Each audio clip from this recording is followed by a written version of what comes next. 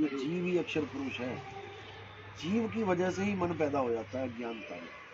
जीव को निद्रा आ जाती है, जो बताया ना वहाँ पे रामपाल जी के ज्ञान में, अक्षर पुरुष सो गया, फिर वो अंडा पैदा हो गया, फिर क्रोध से देखा अंडा फूट गया। मैं क्या, काल नहीं ना, मुर्गी का बच्चा था वो अंडे में से पैदा कर रहा है। कहने का मतलब ये है कि अक्षर पुरुष हम खुद हैं।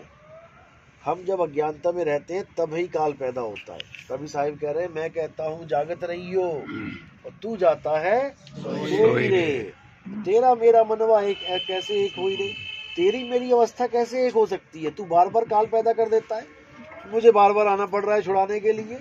तू फिर पैदा कर देता है, फिर मुझे आना पड़ रहा है। इस बार सोना ही मत, इस बार पैदा ही मत करना, तो तेरा मेरा मनवा एक हो जाएगा। समझ रहे हो? तेरी मेरी अवस्था एक हो जाएगी। तो ही मोही मोही तो ही अंतर कैसा, तब सारा अंतर खत्म हो जाएगा, वरना अंतर ही रहेगा जीव और पीव का। इसलिए साहिब ने बोला, बहुबंधन में बांधे एक बेचारा जीव। ये जीव का ही सारा परिवार है। ये मन माया तीन गुण ये लाइन में लगे हुए। अभी नाम दीक्षा नहीं मिली है, जिनको मिली है समझेंगे। अक्षर पुरुष के बाद मन आ गया, मन के बाद माया आ गई, माया के बाद ब्रह्मा विष्णु महेश अपना लाइन में खड़े, उसके बाद गणेश आ गया, और फिर पात रूप संसार। पा यानी पांच और त यानी तत्व। ये पूरा संसार है, पांच रूप संसार। इसी में सारे उलझे पड़े हैं। अब क्या करना है? अब हम कर रहे हैं भक्ति किसकी? डाल की, फूल की, पात की। यानी हमारी सुरता है नीचे की तरफ। ये सब नीचे है, हम इससे भी ऊपर बैठे हैं। अब हमने क्या करना है? केवल मूल को जानना है। मूल के लिए क्या बोला कि उल्टा पेड़ कर दो। गीता में बोला जो ऊर्ध्व मूलम वाला है ना श्लोक, ऊर्ध्व मूलम अधः शाखम। हाँ, तो वो कह रहे हैं कि जड़ को ऊपर कर दो। जड़ को ऊपर करने का मतलब है अब इस पेड़ को उलट दो आप। अभी तक तो ये पेड़ सीधा था, तो जड़ कहाँ थी? पैरों में। अब ये पेड़ उल्टा दिया, अब जड़ कहाँ चली गई? अब सबसे टॉप पे चली गई। तो अब आपने क्या करना है? अपनी सूरत को पलट देना है। उलट समानी आप में प्रगति ज्योत अनंत, साहिब सेवक एक संग खेले सदा पसंद। साहिब और सेवक एक संग खेलेंगे, फिर यानी एक ही हो जाएंगे, फिर कभी बिछोड़ा नहीं होगा। इसी को बोला जो हमारे मालिक का सिंहासन है वो टॉप पे लगा हुआ है, उस टॉप के सिंहासन पे चढ़ जाना है। अब तो जाए चढ़े सिंहासन, मिले हैं सारंग पानी।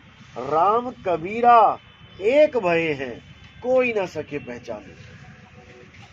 तो जब वो शब्द गुरु आएगा तो तुम और शब्द गुरु एक हो जाओगे, कोई अंतर ही नहीं निकाल सकता। इसी को बोला वाणी में, आत्मा परमात्मा एको करे, अंतर की दुविधा अंतर मरे। केवल दुविधा की वजह से हमारे अंदर अंतर है। दुविधा खत्म कर दो तो ही मोही मोही तो ही अंतर कैसा। दुविधा का मतलब होता है जब हम अपने से अलग किसी और को सत्य मानने लग जाते हैं, खुद को ना जानने के कारण किसी और की पूजा करने लग जाते हैं, दुविधा है। जब हम खुद को यानी सूरत को पलटते हैं, अपना चेहरा पलटते हैं, तो मालिक और हम एक हो जाते हैं, मिलन हो जाता है हमारा। तो गंगा जब बूंद रूप में जाती है, समुद्र से अलग होती है, तो उसका मुंह उधर होता है, तभी तो भाप उड़ी और जा रही है दूर दूर दूर दूर दूर। अब वापस आने का एक ही मंत्र है। क्या मंत्र है? मुंह घुमा ले, जैसे गई उड़ के वैसे ही बह के आ जाए, उल्टा रास्ता पकड़ ले पास। इसी को बोला गया विहंगम चाल। जैसे आए थे तुम नीचे, वैसे ही उड़ के चले जाओ, और कुछ नहीं करना। और विहंगम चाल के अलावा और कोई मार्ग नहीं है। अभी एक महात्मा सत्संग कर रहा था विहंगम चाल के ऊपर। अब क्या बताऊं, मैं खुद ही बोल रहा है, कह रहा कबीर साहब कहते हैं कि हे धर्मदास, विहंगम चाल निराधार है, सार शब्द निराधार है, वहां पर किसी आधार से नहीं पहुंचा जा सकता। और फिर खुद ही आधार बता रहा है कि नाभि में ध्यान लगा के मैं आगे गया, आगे मुझे त्रिकुटी मिली, आगे मुझे अकल कला मिली, और आगे गया मैं, ये मिला वो मिला। मैंने कहा बताओ, खुद ही बोल रहा है कि वो निराधार भक्ति है, यानी बिना आधार के जाएंगे, और खुद ही स्टेजें बता रहा है, पहली स्टेज, दूसरी स्टेज, तीसरी स्टेज। यानी कि बुद्धि काम करना बंद हो जाती है जब काल भगवान चाबी लगा देता है, ताला लगा देता है बुद्धि का। बड़े बड़े महात्मा फेल हो गए, लेकिन विहंगम चाल को नहीं समझ पाए। विहंगम चाल को किसने समझा? गरीबदास जी ने समझा, नानक साहब ने समझा, मदन साहिब ने समझा, जितने भी संत हैं इन सब ने विहंगम चाल को समझा। वाणियां भी बोल दी, शब्द विहंगम चाल हमारी कबीर साहब की वाणी है। गरीबदास जी ने कहा सतगुरु के लक्षण कहूँ अचल विहंगम चाल। नानक साहब ने कहा नानक नाम जहाज है, चढ़े सो उतरे पार। तो बहुत सी वाणियां हैं जो विहंगम चाल की तरफ इशारा करती हैं, लेकिन हमें नहीं समझ में आता, इसलिए अटक जाते हैं। तो इसलिए हमें पहले विहंगम चाल का गुरु चाहिए, ऐसा गुरु चाहिए जो विहंगम चाल को खोल के समझा दे हमें, वही हमें पार कर सकता है, नहीं तो कोई नहीं कर सकता, भूल जाओ।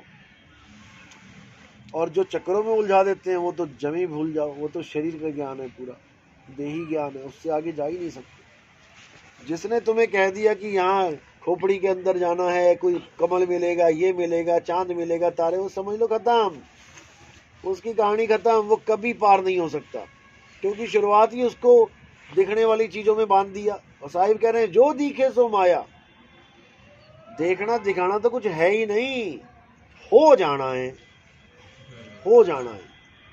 तुम्हारी अवस्था बदलेगी, माया की अवस्था थोड़ी नहीं देखनी है। अभी अंधकार है, मुझे प्रकाश दिख गया, मुझे परमात्मा मिल गया। अरे भैया प्रकाश परमात्मा थोड़ी नहीं है जो तुझे परमात्मा मिल गया, नाम ही देख ले पहले क्या है, परम आत्मा। बता कहाँ प्रकाश लिखा है इसमें? परम आत्मा में प्रकाश कहाँ लिखा है? ना अंधकार लिखा, ना प्रकाश लिखा है। तूने परम आत्मा को प्रकाश मान के बैठ गया, जबकि परम आत्मा है आत्मा की परम अवस्था, जीव आत्मा है आत्मा की जीव अवस्था, ब्रह्म आत्मा है आत्मा की ब्रह्म अवस्था। अवस्था तुम्हारी ही है, खुद को जानना है। अभी जीव समझे बैठे हो, 84 में जा रहे हो, फिर ब्रह्म मान के बैठोगे, सृष्टिकर्ता बन जाओगे। जब पार ब्रह्म हो जाओगे तो सृष्टि से भी न्यारे हो जाओगे, फिर तुम्हारा वो गुण खत्म हो जाएगा जिसको सृष्टिकर्ता ब्रह्म कहते हैं। तो इसलिए बोला ब्रह्म बड़ा की जहां से आया, वेद बड़ा की जिन निर्माया, ई मन बड़ा की जी मन माना, राम बड़ा की राम ही जाना। फिर तुम राम को जानने वाले हो जाओगे, राम को मानने वाले नहीं रहोगे। दुनिया राम को मानती है, जानती नहीं है। अल्लाह वाहिगुरु गॉड को मान रही है, दुनिया जान नहीं रही है। जिस दिन जान जाएगी झगड़ा खत्म हो जाएगा। भाई रे दो जगदीश कहाँ से आया, कहो कौन बोर आया। लेकिन कबीर पंथियों ने दो छोड़ो चार बना दिए, अलग लोग, अगम लोग, अनामी लोग, अकह लोग, चार पुरुष बना के बैठ गए केवल अज्ञानता में। एक आत्मा के ही ये सारे नाम है। सत आत्मा का नाम है, अकह आत्मा का नाम है, अबोल अडोल आत्मा का नाम है, अनामी आत्मा का नाम है, अगम आत्मा का नाम है। पर्यायवाची शब्द है ये। लेकिन साहिब ने बड़ी चालाकी से, क्योंकि कालदूतों का निबेड़ा भी करना है ना, ऐसे घुमा के बाणी लिखवाई, वो लट्टू ही बन गए बेचारे, घूमते ही रह गए, तो समझ ही ना पाए कि बोल क्या रहे हैं। जो दिखता गया वो बताते गए, जो दिखता गया वो बताते गए, ये नहीं समझ पाए कि वो बोल क्या रहे हैं, भाव क्या है। तो भाव नहीं पकड़ पाएंगे, बात इतनी सी है। परमात्मा की डेफिनेशन भी पता नहीं है लोगों को तो अभी तक। हाँ, डेफिनेशन पूछो, माया की पूछो, ब्रह्म की पूछो, जीव की पूछो, सब फेल हो जाएंगे वहीं पे। जिसको डेफिनेशन नहीं पता वो वस्तु तक क्या पहुंचाएगा, नहीं पहुंचा सकता। पहले डेफिनेशन पूछो। आगे सारे नहीं। दूसरी दीक्षा वाले कौन कौन है, हाथ खड़े करो।